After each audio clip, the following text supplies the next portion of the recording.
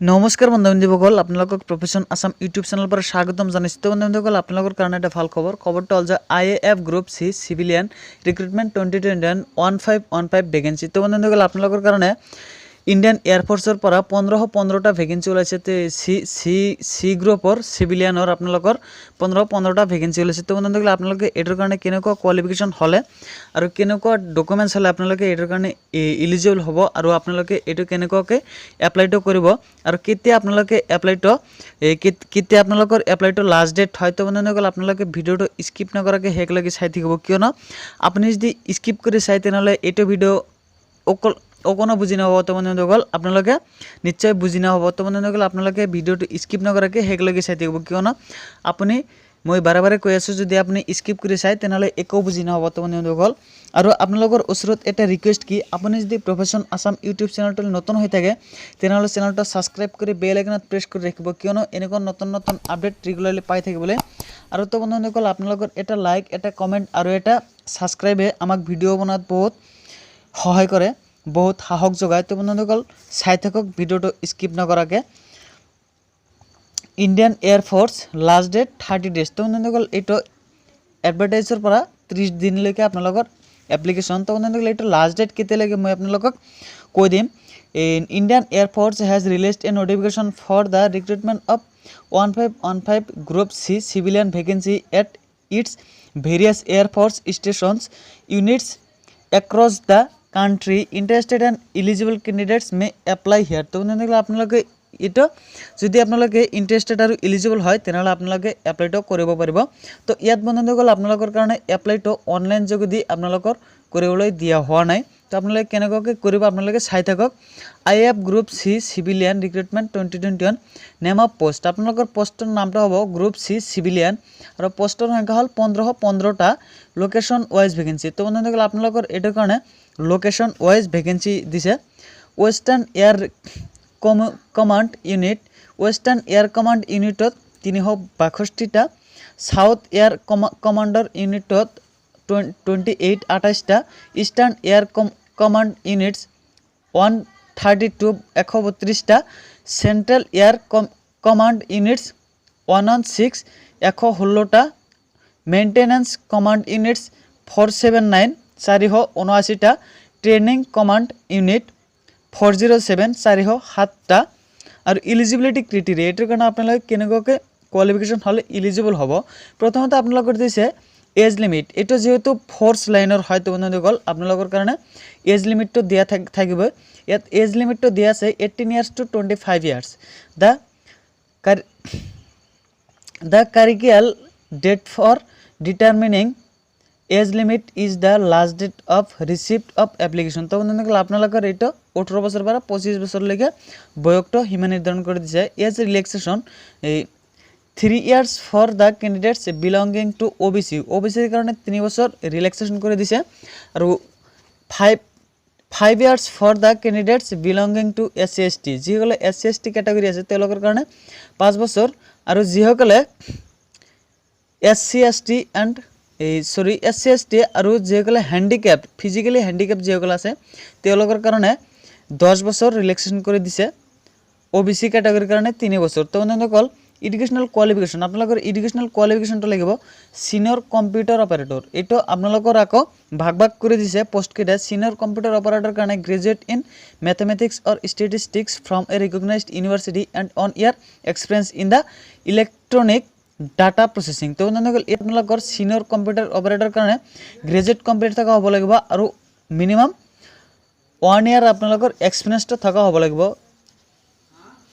SUPDT store কাৰণে essential graduate of a recognised university or equivalent desirable experience in handling store and keeping accounts in a store of a concern of repute in public or private sector. বন্ধুসকল, ইয়াত আপোনালোকৰ যিসকলে ষ্ট'ৰৰ কাৰণে apply কৰিব বিচাৰিছে তেওঁলোকৰ কাৰণে গ্ৰেজুৱেট কমপ্লিট কৰা হ'লে হ'ব আৰু আপোনালোকে ষ্ট'ৰ কিপিঙৰ কাম জনা থকা হ'ব লাগিব।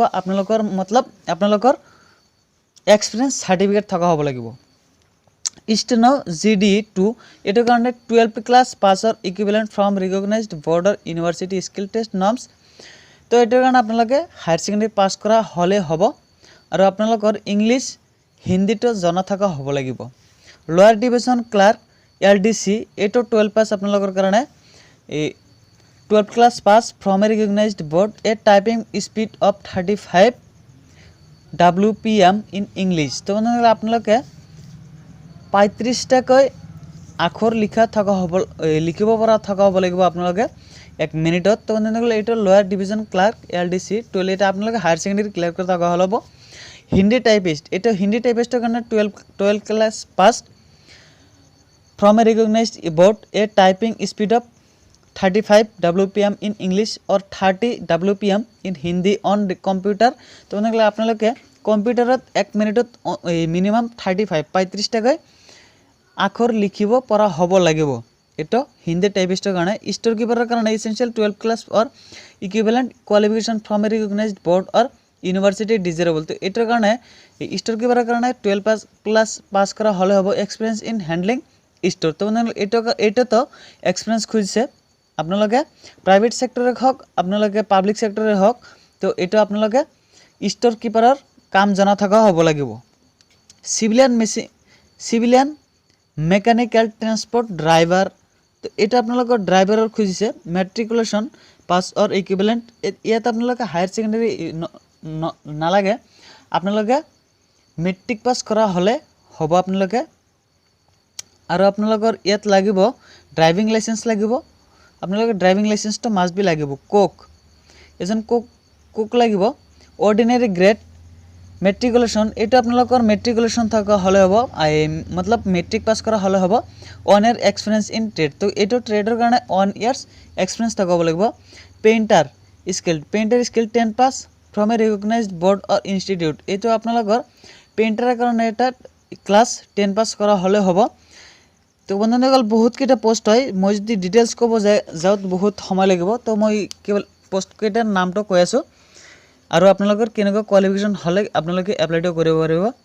এইটো কাৰ্পেণ্টাৰ স্কিল 10 পাছ AYAH ৱাৰ্ড সহায়ক।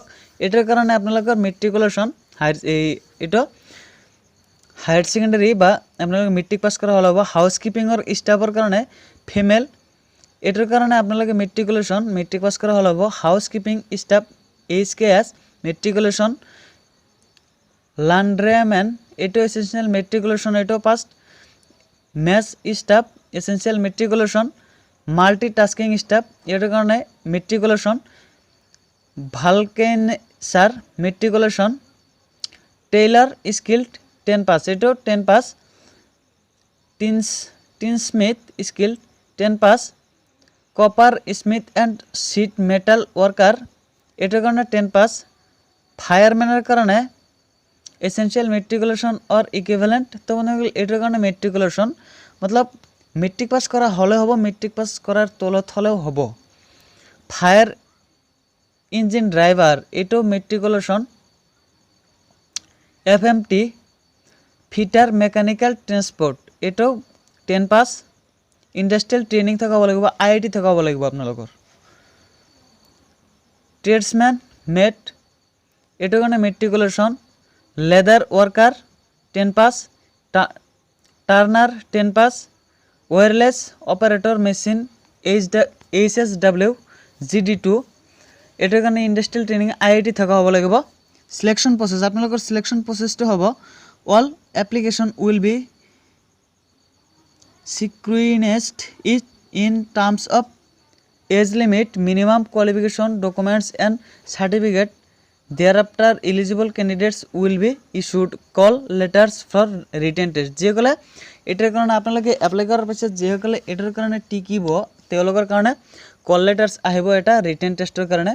The eligible candidate will be required to appear for written test. The written test will be based on minimum educational qualification. আপোনালোকৰ এডুকেশ্যনেল কোৱালিফিকেশ্যনৰ ওপৰতে আপোনালোকৰ এটা ৰিটেন টেষ্ট হ'ব। The written test will consist of general intelligence and reasoning, numerical aptitude, general English, general awareness. তো আপোনালোকৰ কাৰণে এটা জেনেৰেলৰ কোৱেশ্চনবিলাকেই হ'ব। ইংলিছৰ ওপৰত হ'ব, জেনেৰেল এৱাৰনেছৰ ওপৰত হ'ব, আপোনালোকৰ সাধাৰণ জ্ঞানৰ ওপৰত হ'ব। দ্য কুৱেশ্যন কাম answer paper will be English and Hindi. আপোনালোকৰ এনচাৰৰ পেপাৰটো ইংলিছ আৰু হিন্দীতে আহিব। The requisite number of candidates will be shortlisted and called for skill, physical, practical test wherever applicable based on merit category in the written test. তো বন্ধুসকল আপোনালোকৰ written testত এইটো merit category গ'লে আপোনালোকে physical আৰু particle আপোনালোকৰ এক্সামটো হ'ব।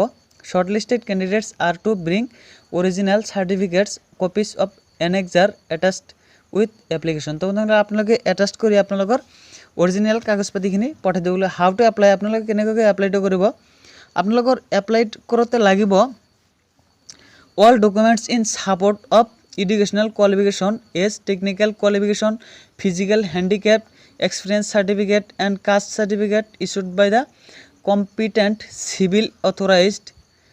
In case of SC ST OBC candidates যেগুলোর আছে এই যেগুলো caste certificate SC ST OBC সকলের আছে etc to be accompanied with the application should be self attested. আপোনালোকৰ self attested গোটেইখিনি ডকুমেণ্টছ আপোনালোকে পঠাই দিব লাগিব। In case of appointment of OBC candidates against their reserved quota যেগুলো কোটা সার্টিফিকেট আছে কোটা সার্টিফিকেটখন পঠাই দিব পাৰে।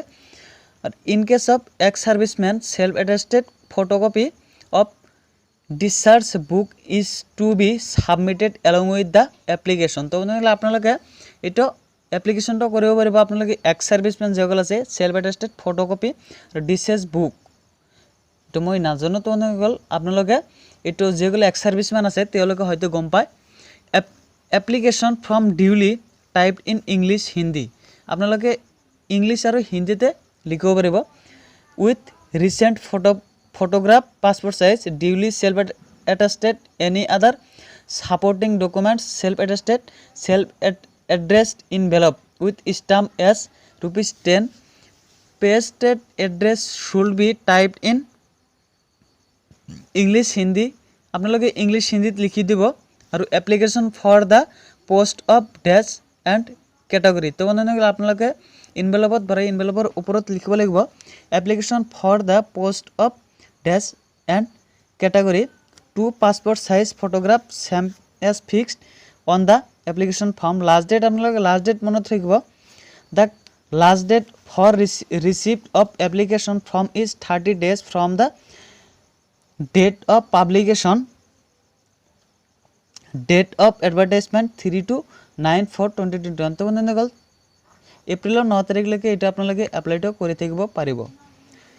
তো বন্ধুসকল আপোনালোকে ইয়াতে আপোনালোকে এই যে আপোনালোকে এই যেতিয়া আপোনালোকে এনভেলপত এপ্লিকেশনটো ভৰাব তেতিয়া আপোনালোকে application for the post of dash and category dash এইটো মই কৈছোঁ, কিন্তু এইটো আপোনালোকে এইটো জনা থকা হ'ব লাগিব যে আপোনালোকৰ ওচৰত যিটো এয়াৰফ'ৰ্চ চেণ্টাৰ হয় আপোনালোকৰ ওচৰত যিটো এয়াৰফ'ৰ্চ চেণ্টাৰ হয় সেইটো এয়াৰফ'ৰ্চ চেণ্টাৰৰ ইয়াত ডিটেইলছখিনি লিখি আপোনালোকে ইনভেলপত ভৰাই আপোনালোকে পোষ্ট অফিচ যোগেদি পঠাই দিব লাগিব আপোনালোকৰ ডকুমেণ্টছখিনি।